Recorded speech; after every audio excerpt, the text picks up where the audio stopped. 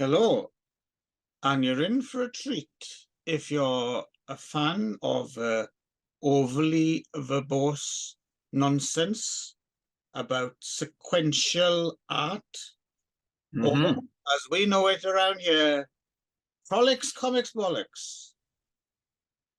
With yes, indeed. Yes, indeed. With me, Clive Davis, and him over there. Myself, Nick. How's it going, Nick?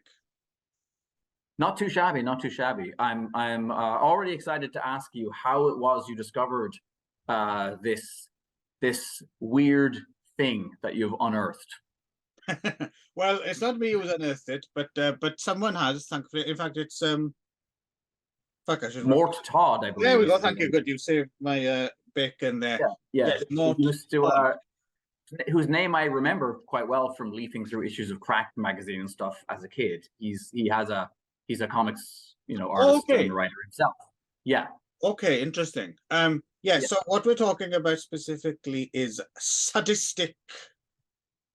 There we go. Double feature thriller, 2 movie-length photonovels. And you may know SADISTIK as killing, right? Yes, or killing, if you happen to be from Turkey. Yes.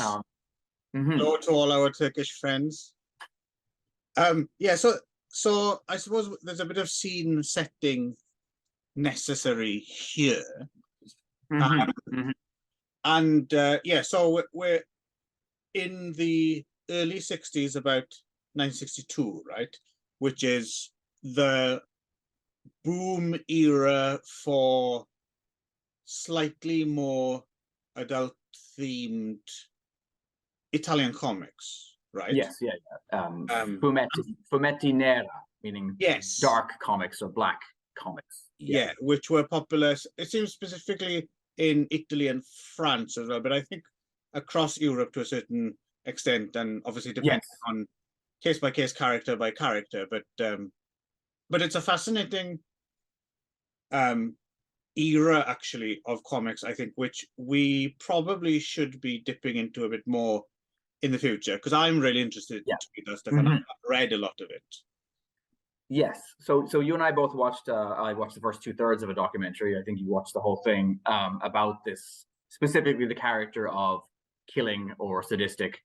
But it did do a nice job at the beginning of kind of setting the scene for this era, and basically talking about how there had been this very rigid and tight control by the really the Catholic Church had in the same way, actually, growing up in Ireland, the Catholic Church had an enormous amount to do with what you could and couldn't see in the cinema, on television, in books and so on. And in Italy, the same thing. And then suddenly there's this kind of little bit of an opening, right? Suddenly there's this chance to maybe to push the envelope a little bit more. And so and they don't hold back, do they? I mean, no. Quite quickly it goes full bore. There, you give them an inch, and they'll take a mile. Take a yard, and they'll fill their bathtubs with coal. Yeah, exactly. Well, I was going to say, this is the era as well. If you're thinking in terms of across Europe as well, I suppose the other big name is Barbarella as well. Yes. Which again is probably something we need to get to, because I only really know Barbarella from that somewhat shoddy film, the Roger Vadim one, which over the years has alternately charmed and annoyed me. I'm still not quite sure. Yes. I also have a kind of like every time I go back to it, I have a different response to it. The other film that I have the same relation with, oddly enough, is the 1980 Flash Gordon. Yeah, I mostly like it. It's either really annoying if I'm not in the mood, or great fun, But speaking, it's just quite a nice piece of what I would coin connective tissue there, actually. There's a phrase I should use more often. I think so. Between Barbarella and this Italian, because of course one of the stars of Barbarella is the great John Philip Law, who Mario Bava cast as really the character who is the beginning of this whole supervillain as hero thing in Italy, right? Diabolique. And I had Right. no idea until watching this documentary, embarrassingly, that Diabolik was created by two sisters who were the Yeah, I artist and didn't know writer. that either. Yeah. Blew my mind. That was, yeah, really, really interesting. So Diabolik is this first kind of Italian version of the costume, skin type, black clad super villain, but for some reason he's the main character, and we're kind of rooting for him against the police. I mean, I suppose I look, Phantomas. I look I can no longer pull off, unfortunately. At this Yeah. point in my Unfortunately, life. I've also lost my John Philip Law sinewy, Right. speltness. But yeah, like when is like Phantomas Oh, is years before. or yeah, it's way Yeah. before this, right? Because And it's Phantomas there's and Phantomas serials from like 1910 or something. So yeah, so he was more like and so he would have been a literary figure or like a literary character, not a figure. The novels of Phantomas. But yeah, and then that idea of like the supervillain who somehow is our almost our point of view character. yeah, and there's masks involved as well, which is a very Phantomas thing as well, right?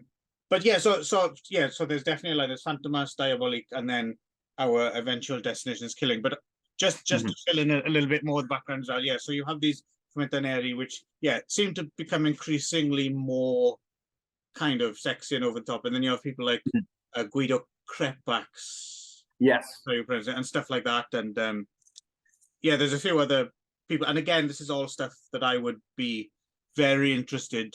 I don't know how much of it is out there in English. There's this other guy, Alessandro Angiolini. He's the guy who created Balziba, and yes, certain amount of movie. Almost all of Crepax is available in English because way back in the early '80s, Heavy Metal, the American version of Meta Hurlant, was like every issue for years and years would have Crepax in it. I had a collection of stuff at one point.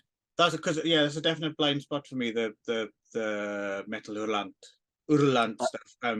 Apparently Crepax as well being a big influence on Jess Franco's Necronomicon. Yeah, film. For sure.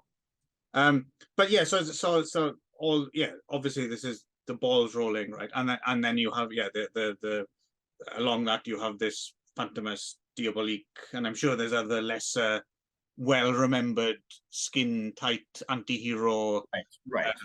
comics. And then so then in was it 66, I think, we get Killing. Yes, yeah. I mean, Criminal will be the one. Oh, sorry, Criminal first. Yes. Yeah. So we go Diabolic, Criminal, and then I've seen years ago, but I saw the Criminal movie that Umberto Lenzi made, which I don't remember being particularly great. No, there's two of them, right? There's the Lenzi one, and then there's a sequel to it as well.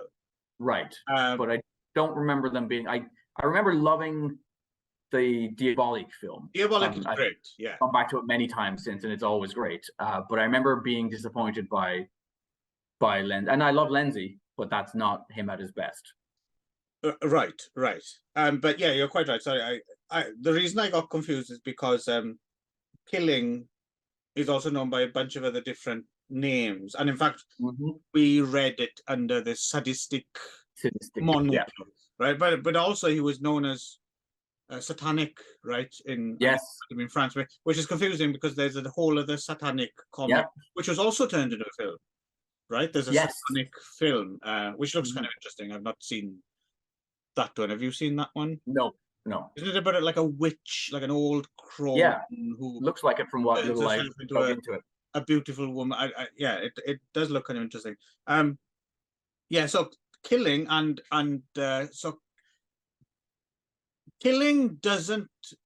I was a little bit confused by this even after watching this feature-length documentary we watched, the Diabolical Super Criminal, 2007 or something, I think, and Killing straight out of the gate, it was a photo novel, right? It wasn't. Yes. It didn't. No, it doesn't appear to have ever been drawn. So all of the all of the characters drawn before this, Diabolic and initially Criminal, were comics in the traditional form of ink on paper. But right away they go into this photo. So maybe it's time to pause for a moment to talk about what the hell photo comics are, because Yes. as a kid, like there was Pat Mills was doing some weird experiments in 2008 at one point. Like he did a series of photo comics of like Nemesis the Warlock with people in huge paper mache heads and stuff. And I remember as a 9-year-old being like, or 10-year-old being like,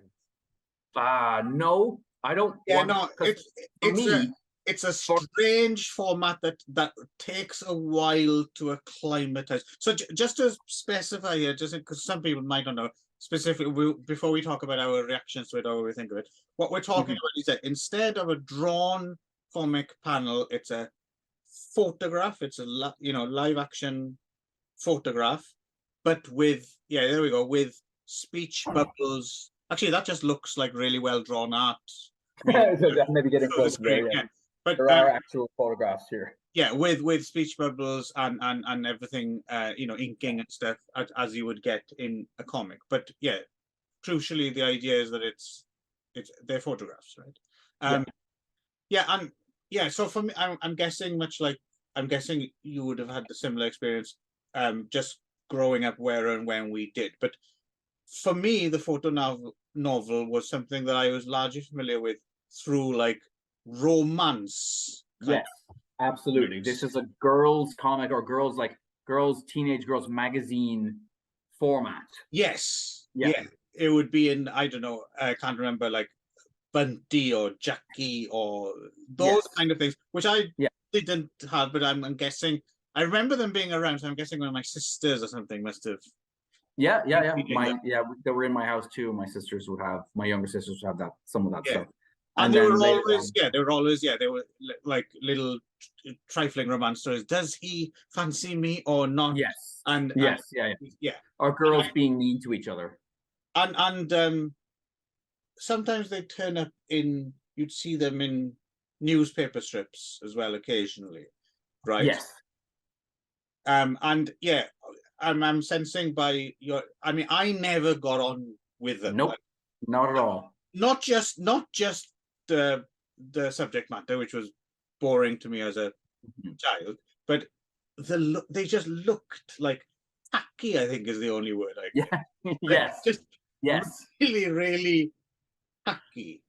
Yes. I think Viz Comics might have done some parody. Yeah, they did some parodies that were pretty good, actually. Yes. Because I think they understood the tackiness of the format and went with it, right? Yes.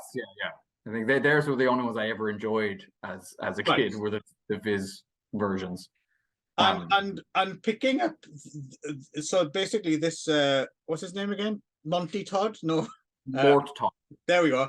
Mort Todd. Sorry, Mort. He's done a few of them, right? But we're talking about one. I think the first one. He's basically put two killing photo novels together in one volume, and this. So were they actually released in the States at some point as Sadistik, like prior to these releases? I actually don't know. Yeah, I'm not sure.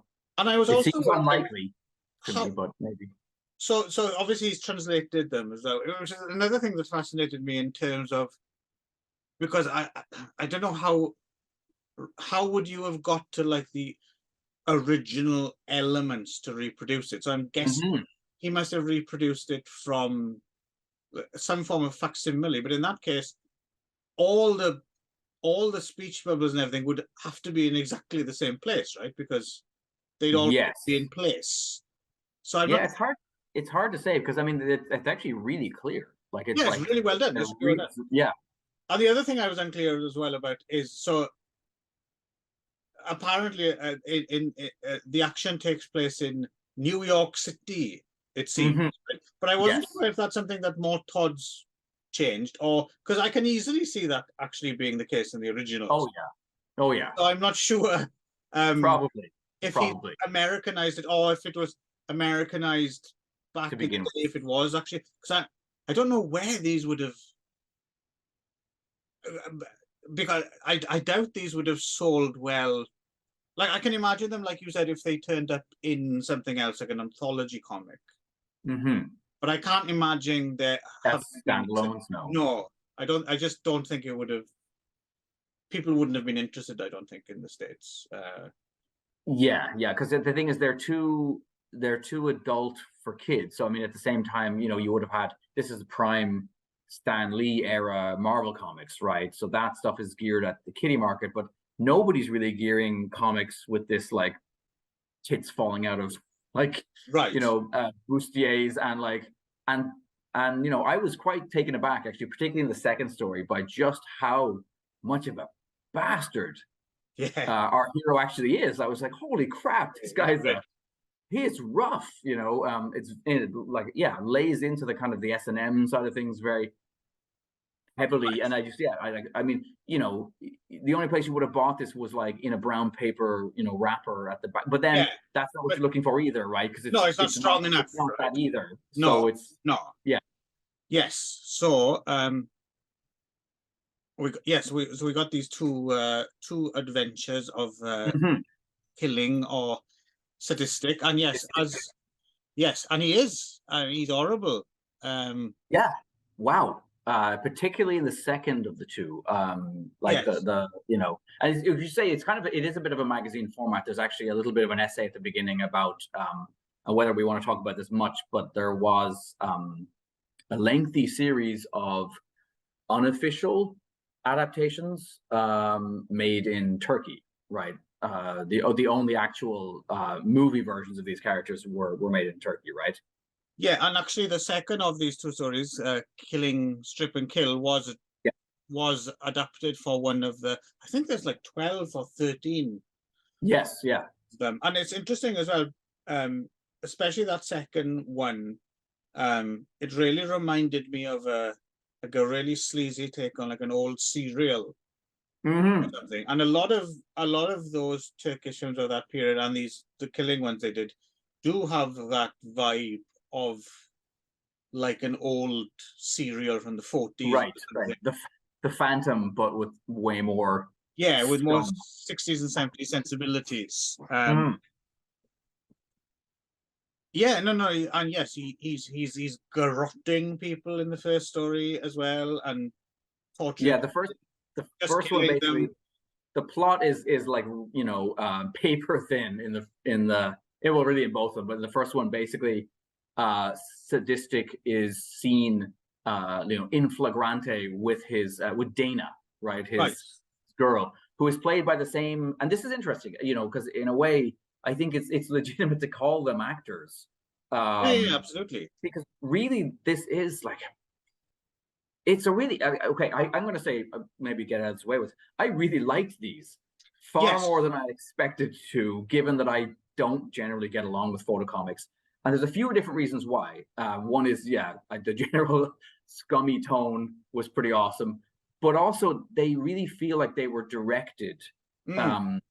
in the way that a film is directed. Like the fact that, like, a lot of the stuff that, when I would look at the stuff we talked about before, the romance comics, it tended to be like static two shots of like Yeah, people, yeah. They seem a little and more paused. Like these seem as if they people they were just, captured mid kind of yeah, yeah. yeah. And also the like constantly shifting angles, and like, you never really see the two similar shots back to back. Like, now we're behind this actor, and yet we never seem to get lost in terms of what's happening or what the action is. Like, they're really well choreographed and well Mm. staged Yeah. for, And they have a real dynamism. They have action in the frames, right? It's not mhm. just, oh, I wonder if Kevin fancies me or whatever, right? Yes.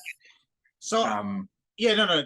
I think the technical problems are obviously throwing off our A game here. So we're jumping about. I think we were in the middle of singing, yeah, explaining why we didn't like photonovels. Generally speaking, Yeah, yeah. yeah. But But no, I agree with you.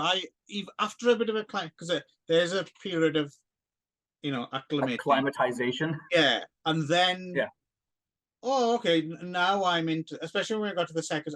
The second story Yeah. could be a better story as well, and Yeah. it's nastier, and there's a lot Yeah. of action in it. But Hmm.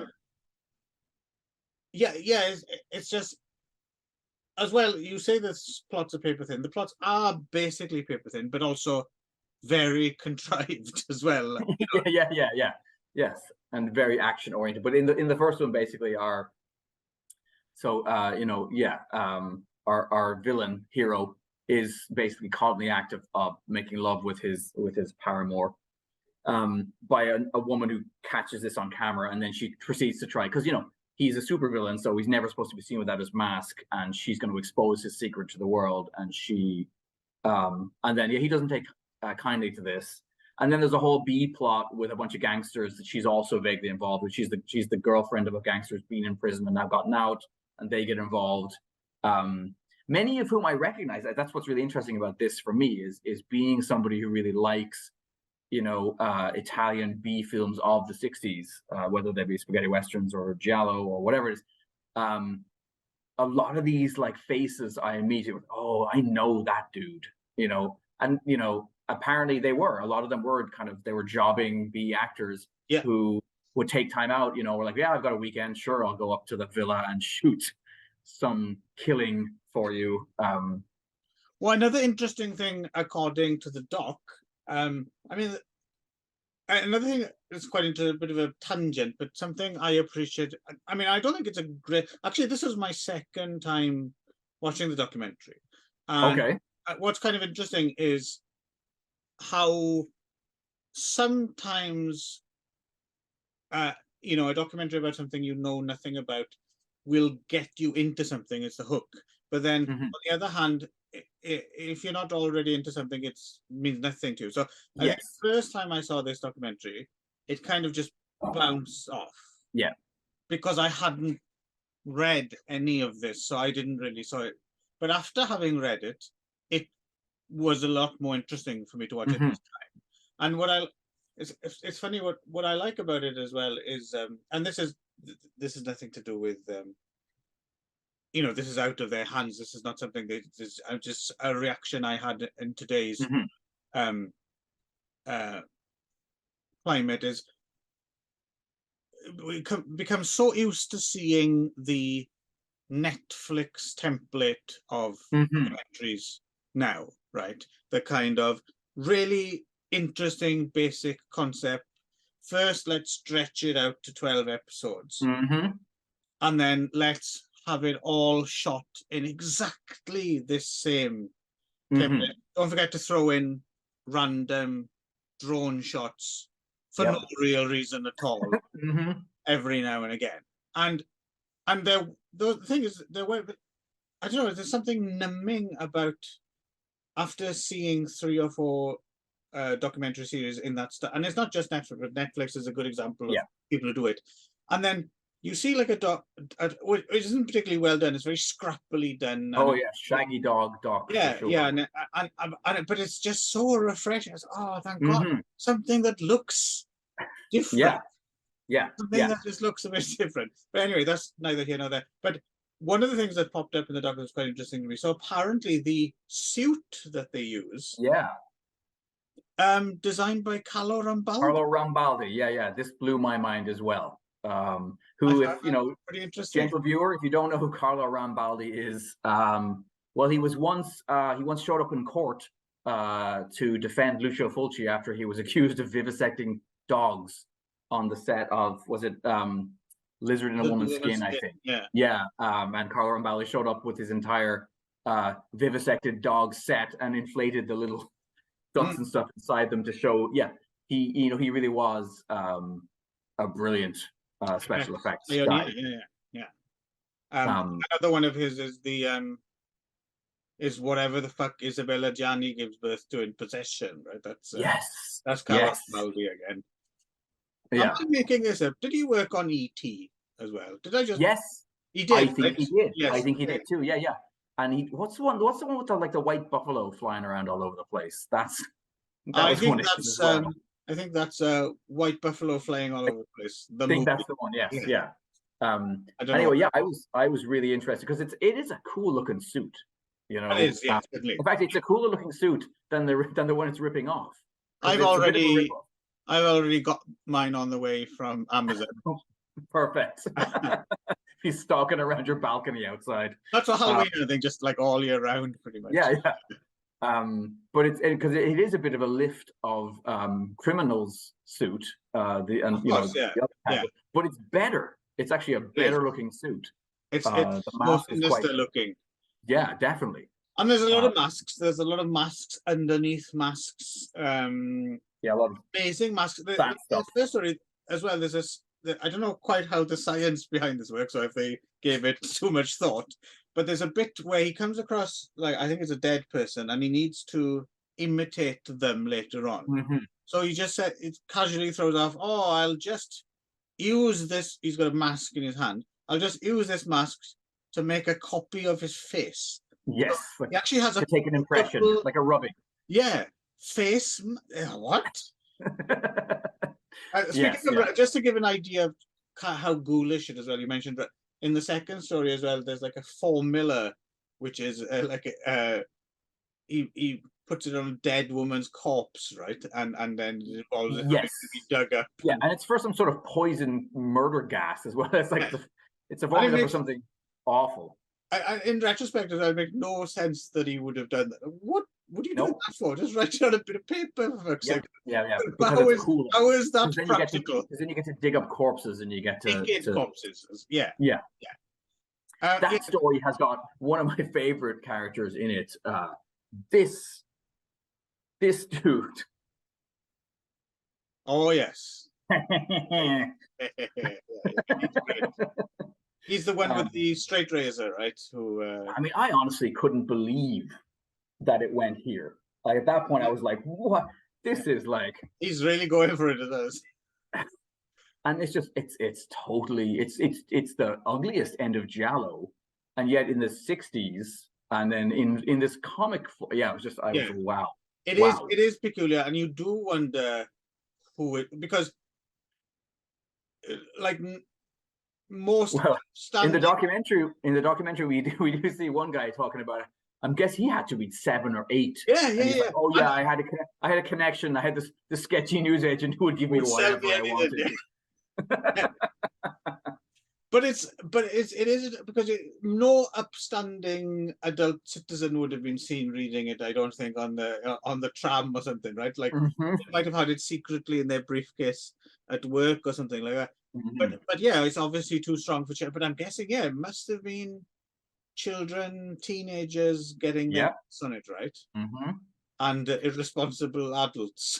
I have to say, actually, the other place I have seen this kind of thing is in 70s European hardcore magazines.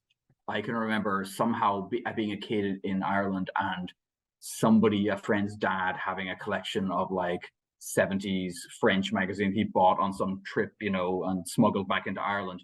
And they had these kind of photo stories, only they were with speech bubbles and the whole thing, only they were full on hardcore. Oh, right. Okay, that's interesting. I'd be quite interested to if you could figure out what they were. I have no idea. I was like 10 years old and like, horrified. So yes, I have to admit, when I was reading the first story, I was a little bit, I mean, it was fascinating, but I was slightly kind of, you're held at distance. It's a bit like Shakespeare, it takes a while for the cadences. Yes, that's right, Nick. It's just like Shakespeare. I'm sure we can all agree. There's a straight line there. And then, no, I agree. I thought the second story, like, as soon as I started, I was like, oh my God, this thing is as the kids say, it's off the hook. I went from, this is a bit of a novelty. I don't know how much of this I hope I can think about enough to talk about it, to I will now collect every Italian comic ever made. Especially in the doc as well, you find out there were the ones, like the one that was particularly interesting, the Kimba Italian Tarzan series. Looks awful good to me.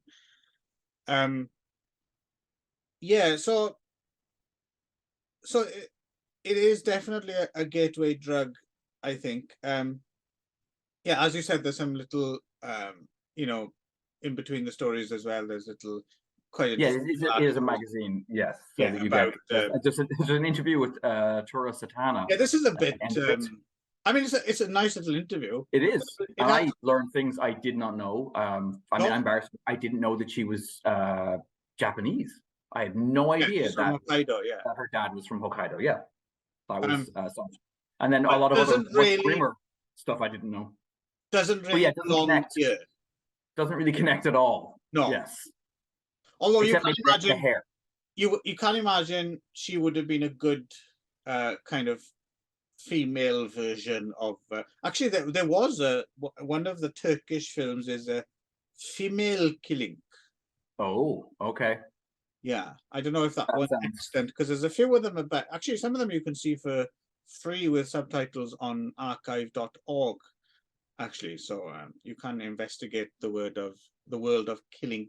Yeah, and I can find some of them on places where I go to find such things as well. Yeah. So if we do want to delve into that at a later date, yeah, I already have a line on about 5 or 6 of them. Cool. Yeah. Yeah, so I don't know how much more there's really to say. I mean, I'm certainly interested to go further, I have to admit. Yeah, no, me too. I'm actually interested. I mean, that there is at least one more of these, and I suspect that I will definitely buy it. And then even though I feel slightly guilty because it's like getting hooked on. It's not even getting hooked on something classy like heroin. It feels like getting hooked on like Skag salts or yeah. Right, yeah. Meth. Yeah. Yeah, definitely has a methy quality. It feels like I don't have a bright. No, Clive, stay away from those Italian photonovels. But but the pull of sadistic or killing is strong, right? I We mean, end up like that guy in the dock because he's quite the piece of work, isn't he? That guy. Yeah, he does. Yeah, and he's complaining.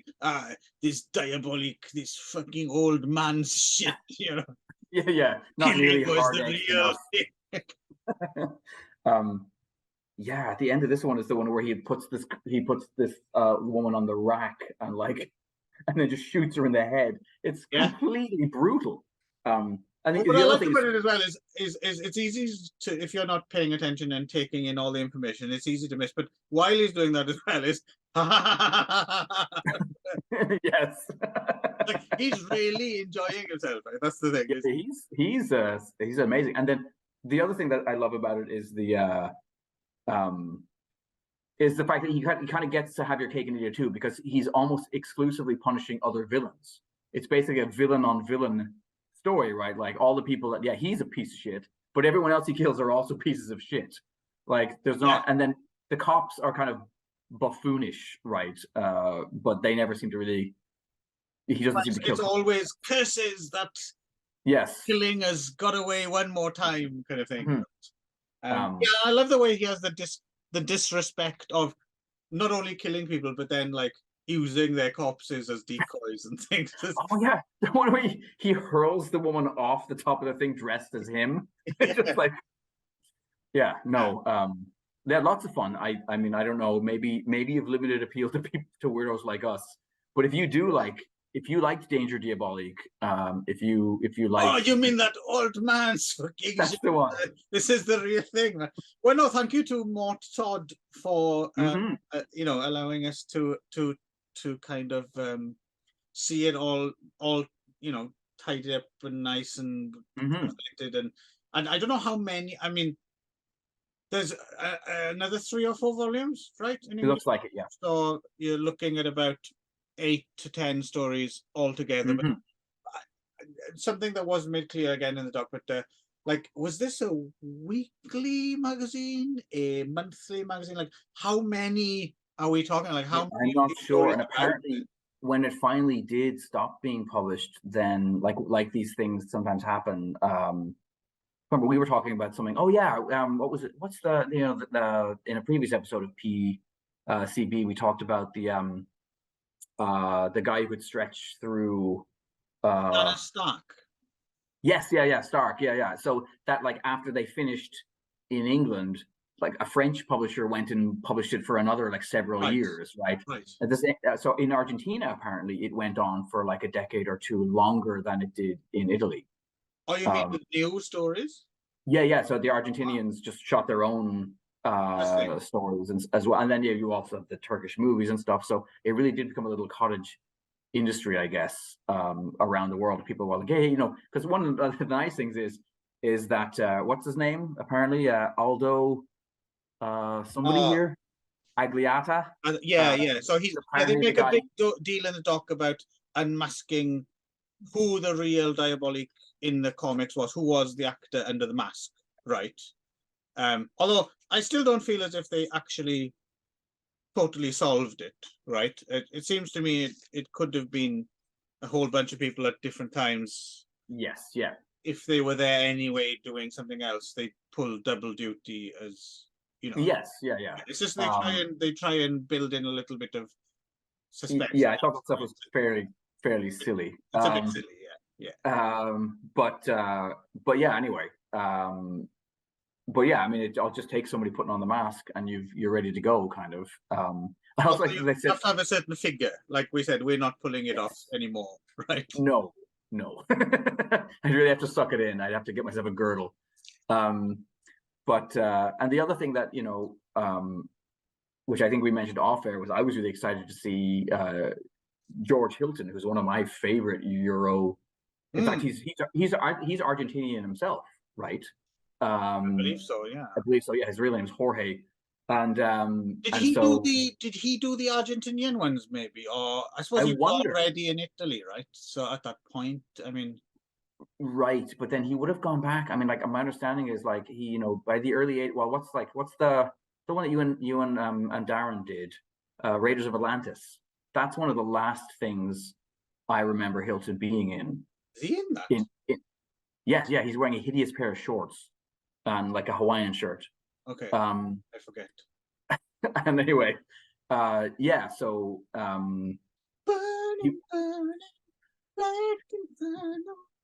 he's anyway, he's a hero of mine. So I was excited both from the spaghettis and from the giallos he did. So I would love to see an issue of Sadistik featuring or Killing featuring George Hilton. So that's on my bucket list now. We should mention as well that yeah, his paramour Dana, played by Luciano Paoli as well, who yeah, apparently turned down being in the documentary, which is right. Why you don't see it. She's like the one big kind of missing figure. Yeah. But no, but she's not a missing figure in the comics. Oh no, she's splashed over every panel. Yeah. Although that second story again, the villainess gets. Oh yeah. No, they again clearly our director or whatever. I guess, I mean, as I said, for lack of a better word, Rosario, I think, is that it's funny. Yeah, he seems to be the mastermind behind it. The main guy. Yeah, he definitely was able to. He had an eye for the eye candy for sure. Anyway, I think we're flailing around a little bit. I think so. I'm just going to recommend it wholeheartedly. I had tons of fun with this. Yes. It's one of those things against my better judgment. It's like, I know it's not good for me, like smoking or, you know, all those other bad things that you do. But yes, it's a lot of carbs, probably not a huge amount of protein. You're definitely not fitting in the killing suit, right? Yeah, but it's fun. It's lots of fun. Yeah. Okie dokie then. Until next time, where we might, talk about a proper comic. Maybe. You never know. Until next time.